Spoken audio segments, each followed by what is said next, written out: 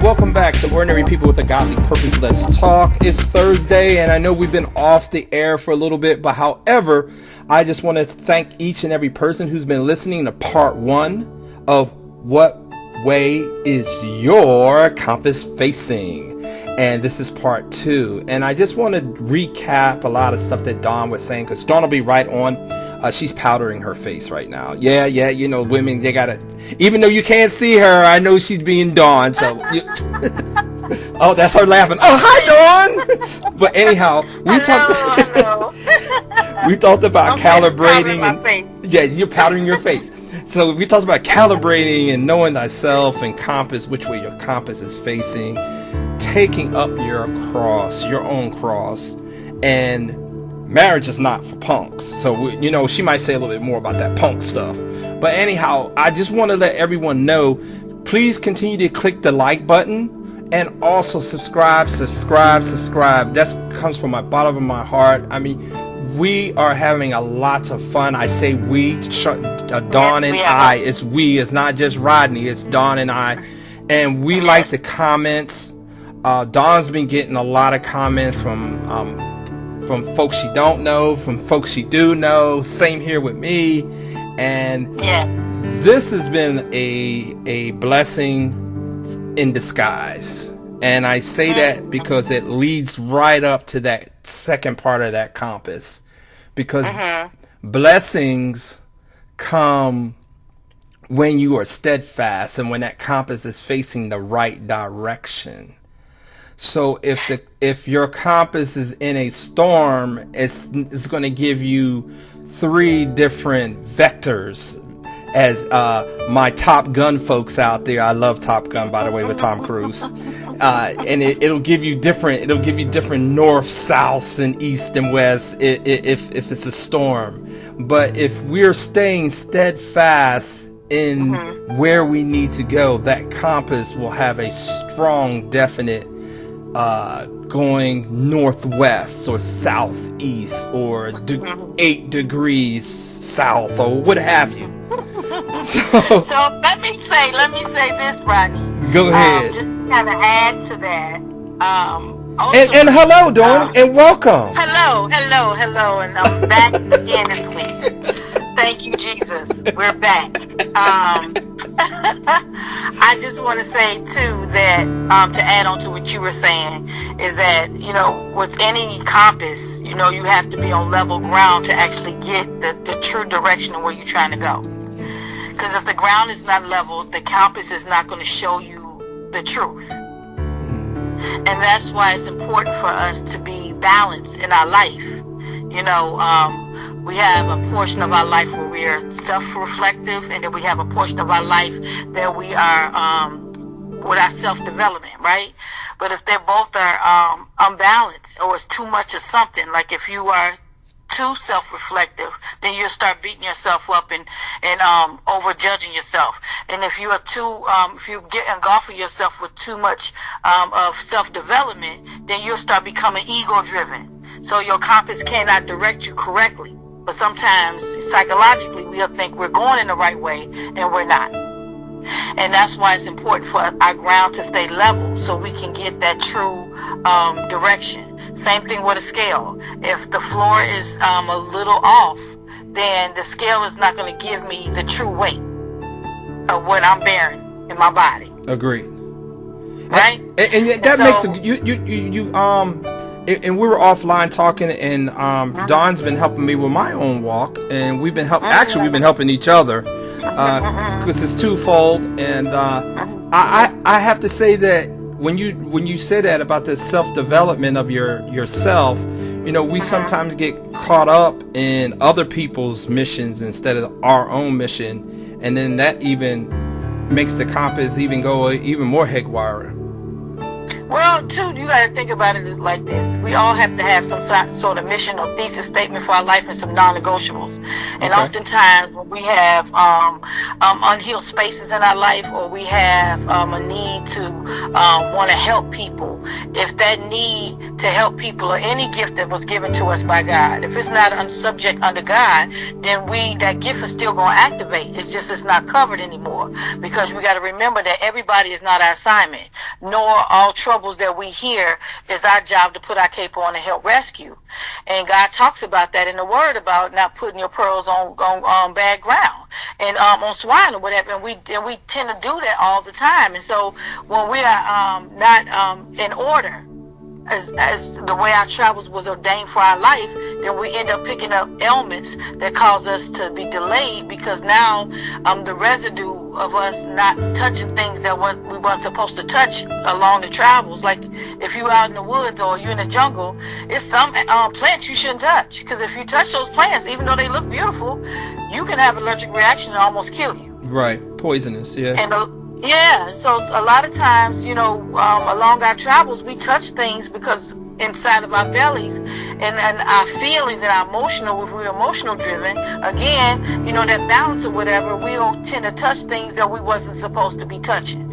And when we touch things that was not ordained for us to be a part of, sometimes it's ordained for us to just watch and see and teach us what not to be. But sometimes we feel like we have to jump in and assist, and it wasn't ours to assist. Not to say that you didn't have the capabilities of doing it, but it wasn't your assignment. And I think that we all get off wrong with that, because we are emotional driven, and our compass cannot read correctly when we are driven by emotion. We have to be on level ground. You never make a decision based on how you feel. You make decisions on what you know. And that way, we can be intentional about when our feelings are trying to override what we know. I'm raising my hand right now. You're raising your hand? Go ahead. I'm raising my hand because that's me. I'm emotional driven. That's me. I'm raising my hand. Yeah. And so, the emotional driven part comes from parts of us that's not healed in spaces. And remember I told you in my book about the roots and stuff, we don't know what's going on underground until it unearths itself. It busts through the concrete of our life. And sometimes we can think that certain things didn't bother us because we're still seemingly moving on successfully and we think we're fine. But then some parts of our life, whether we're in relationship with people, we're on our jobs or whatever else, certain events will happen, and that root that it was not healed or chopped down will grow and break through the concrete of our life. And before we know it, we're wondering, how do we get here? You know what I mean? Mm-hmm. That is why it's important for us to be gentle and graceful to ourselves, but also to make sure that we understand that we need to practice healing. It's not weak to be healed. It's actually strength, because you walk in healthy when you're healed.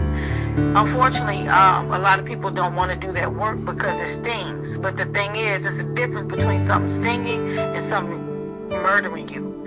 And I would rather for it to sting than for my unhealed parts of me to murder the parts of my life. So now that I'm getting older or whatever else, I'm living the length of my life and not the width of my life. And so you'll see older people wishing they could have did things, or they had done things, or they changed their mind. And when you waste your time, you waste your life. You can't get that back. And now we got to ask ourselves as human beings, is it that important for us to be ego driven to the point that we lose out on love, relationships, different type of gifts that God ordained for our life, because we don't want to just yield to that moment and make sure that we have not plastered or put a Band-Aid over something, but actually make sure we leveled the ground off so we won't have to revisit it again. Yeah. And that's the tragedy when we choose that. Yeah, and you know what? It just popped in my head. It brought me to the Bible about Jonah being in the whale, and where he was supposed to go to Leviticus, and he didn't, and he just went back and forth, and and God gave him that compass to suck him up in that darn whale, to sit his behind down for a few minutes until the whale regurgitated him back out. And sometimes I feel our lives are sometimes like that. We get consumed on being so, and I can only speak for me, being so passionate about helping others, that sometimes I get lost. I get lost, and my compass has to sometimes, and recalibrate. Right, exactly, and be recalibrated. And then, it's good to have a good circle. And I know you spoke on the working of a good circle, a good good foundation around you. And so go ahead, Dawn. Talk about that foundation, because I know you're there. So the thing is, Rodney, you got to think about this. Every disciple along the way, they had to talk each other into right thinking. When you're in something, we can't see clearly because we're in it. That's why it's important for us to have healthy people around us that will give us sound advice, not appease our ego or make us feel good and keep us secretly sick, but people that's going to hold you accountable. People that love you in your life and care about you is going to tell you the hard truths, as well as coddle you too, but not to the point where it hurts you.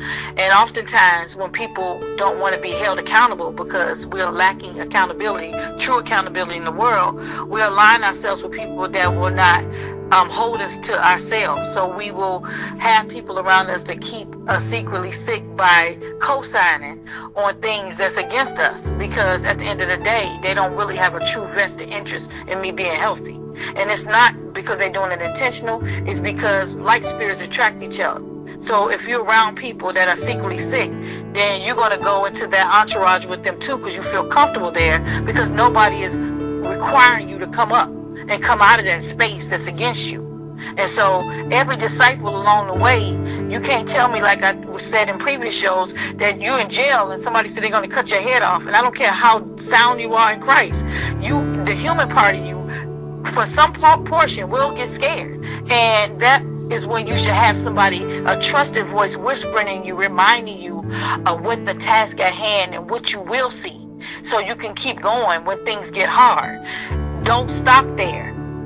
Think about the bigger picture. But when you have people in your life that's helping you get comfortable in the tight spaces and not commanding you to think right in the tight spaces, so you can come out of there pure and not the residue of being locked up, that is dangerous. And so oftentimes when we are ego-driven, we want to be around other people that are ego-driven because they co-sign on us staying a certain way, because we all in agreement, because none of us in the group really want to be accountable. So you're going to hang around like people like you. So if you just pay attention, I'm a body language studier. I watch my environment, and I watch what people hang around with, and you'll see that they have something in common, that they help each other stay the same. Your group of people that you're around on a regular basis, especially when you're in sensitive spaces in your life, you want to be around healthy people.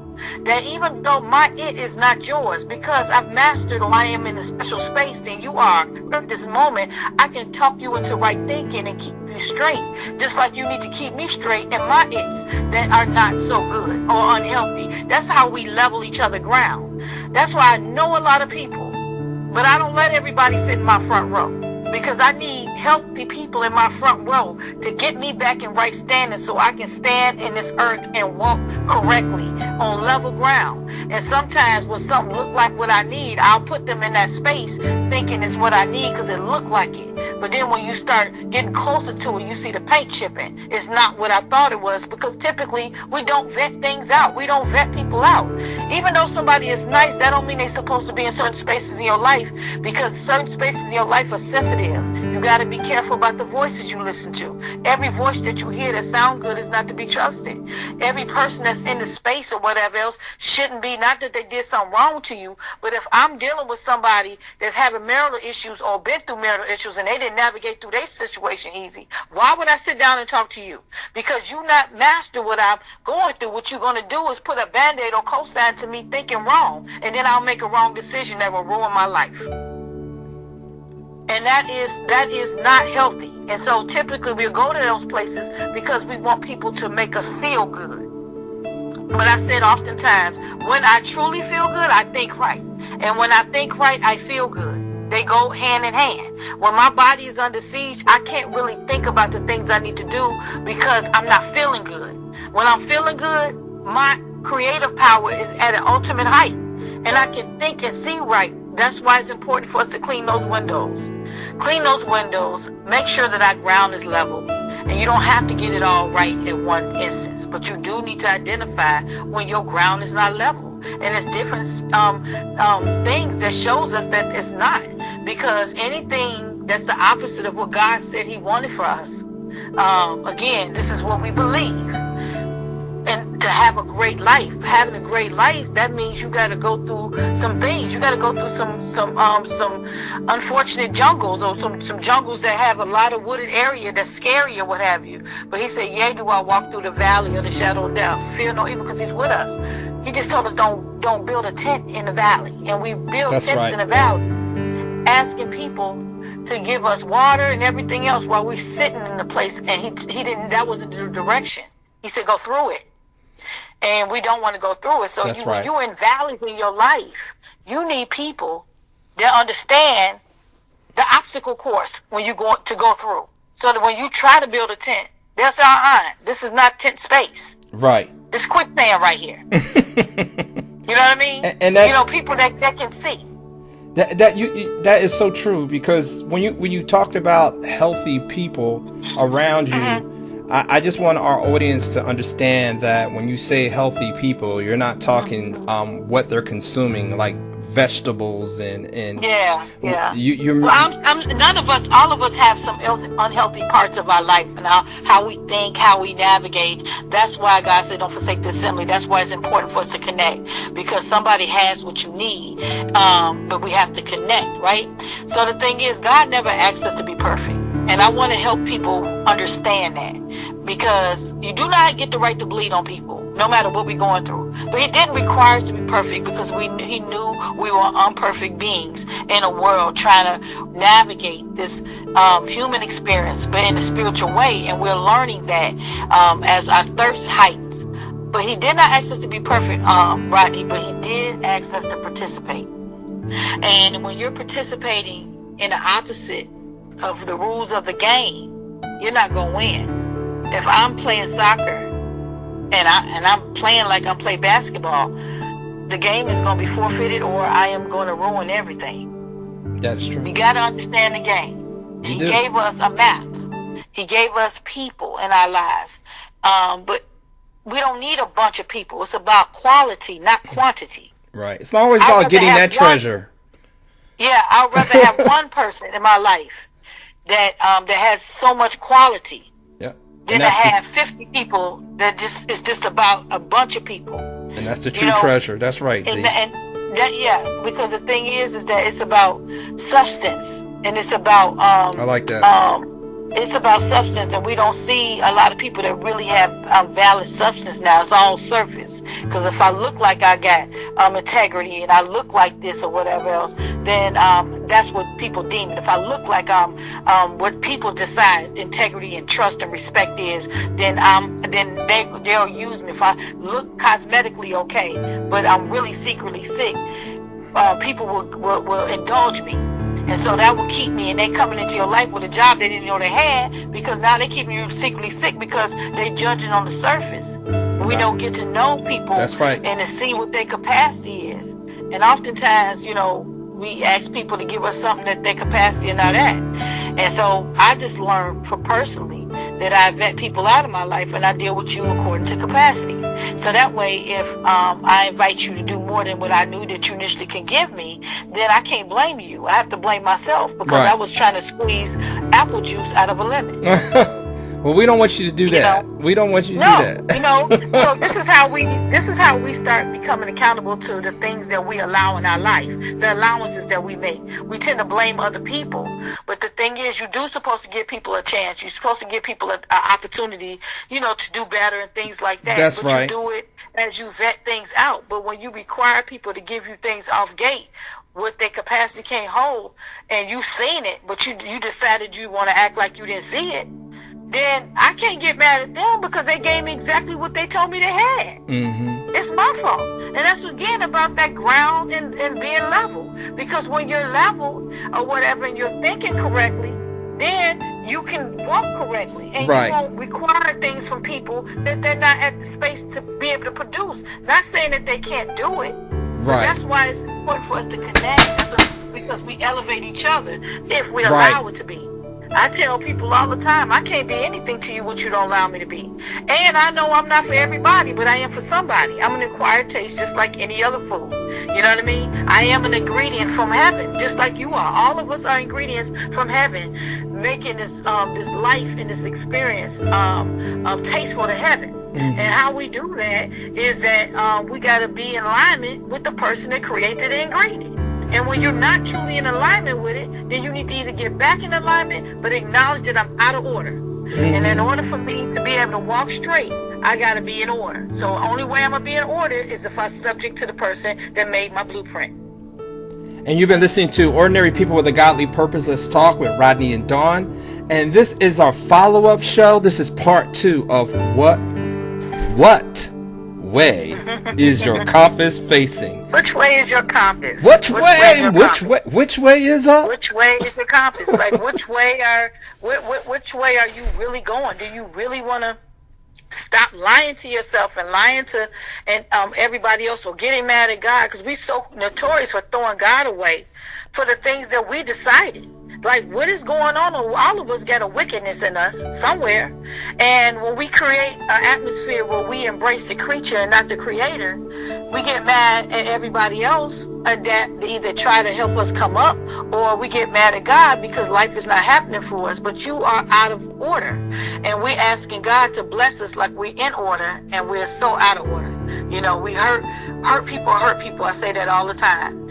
And people bleed on other people, thinking that everybody's supposed to be understanding of what you're going through. Like, if I come to work every day and I have some problems going on in my personal life, those two don't equate each other. Just like in my closet, everything that's in my closet, I can't wear everywhere. I can't take everything with me everywhere. It'll be overload. Then I can't produce. We have to learn how to compartmentalize our life. And so if we compartmentalize them, then I can deal with that part of my closet correctly, instead of trying to do all of it at one time, when there's different parts of my closet that warrants me to wear certain things in different spaces.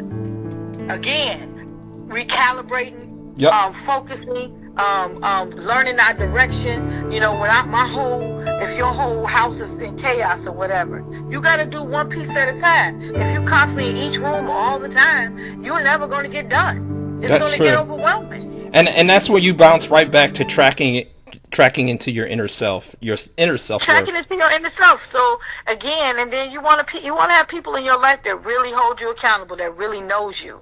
You know, I can go and fake it for people in different places, work, church, everywhere else, community. I can fake it for them, but it's always good when you really want to be better to have people around you that know you from the rooter to the tutor. Right. And it's accountable to yourself. And then that comes to the point where it's more self-worth, like you were saying, your inner self-worth, instead of being a puppet. Yeah, a puppet, or just the thing is that this is when we're not careful, we end up prostituting ourselves for things to make us feel good. Okay, you got a new show there. Prostituting yourself for success. Right. We'll start prostituting ourselves for people to like us. We'll start prostituting ourselves for people because it's that gratification that we need to feel.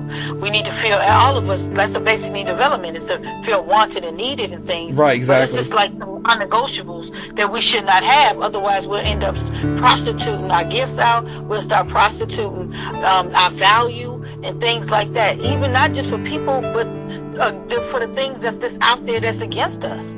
So people can see us, because when we're not healed in places or whatever, that's like crack. If you're on a drug or whatever, you'll steal from your mama. You know what I mean? And how many people and families and friendships and what have you then disrupted that union because of that unhealed space in our life? Yeah, we're always looking for something because of that need, that hole, that void. Because of that need. So that's a hole that will never get filled. The only way it's going to get filled is by the one who created you. The only one that have all power, not some power, all power to fill holes. But it's good to connect with people so they can share that truth with you and hold you accountable to it. But the question is, do you really want to be accountable?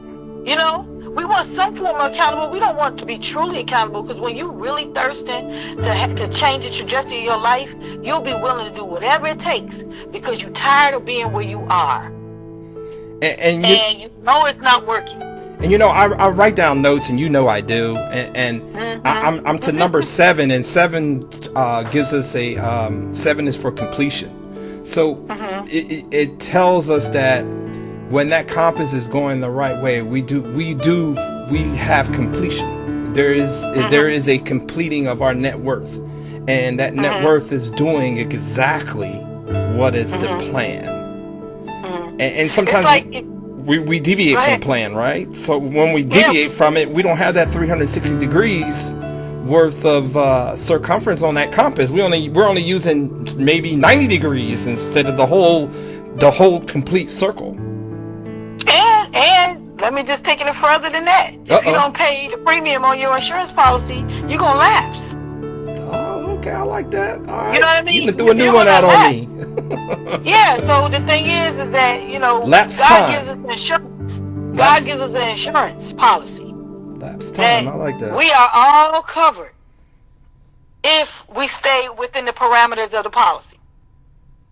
And you're listening if to we ordinary come people. The parameters of the policy. Go ahead. The parameters of the policy. You've been listening to ordinary people. The parameters of the policy. Ordinary people. Then you are not covered. You're right. Not covered anymore. Ordinary people. That's why the show is called Ordinary People. Exactly. Yeah. So the thing is, if you're not covered anymore, then when do we take ownership about us not following and reading the fine lines in the words on the policy? The policy is the word of God. He told us what we need to do. We just keep deviating from that and trying to get something out of nothing. And that's the way the world is right now. Yes. I want something for nothing. I want it because I want it. I want it because I think it's right. It's all ego driven.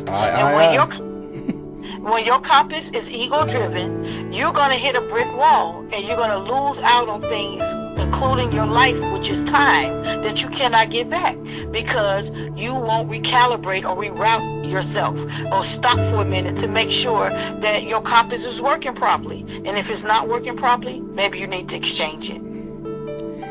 And that is our show for today. I'm glad everyone tuned in once again this Thursday night. Dawn, you couldn't have ended any better. Ordinary People with a Godly Purpose. Let's talk with Rodney and Dawn. And we're just glad to do part 2. And most of all, we just glad that each and every one of you are here with us each and every Thursday. Send to your friends, your loved ones, your neighbors, your haters. Because you know what? This is Ordinary People. And we're just two people that's trying to get not only some information out to you, but keeping it real. And the real is where it's at. Yeah, and it's not our version of real. It's just as a version of what God has given us at this time. And some people might listen and some people don't. Whoever is listening, we appreciate it. Spread it because there's people that might need to hear what we have to say. Then there's other people in different spaces, and it's all good. All it is to create another platform for us to get better. And with that being said, till next time, see you next Thursday. See you next Thursday.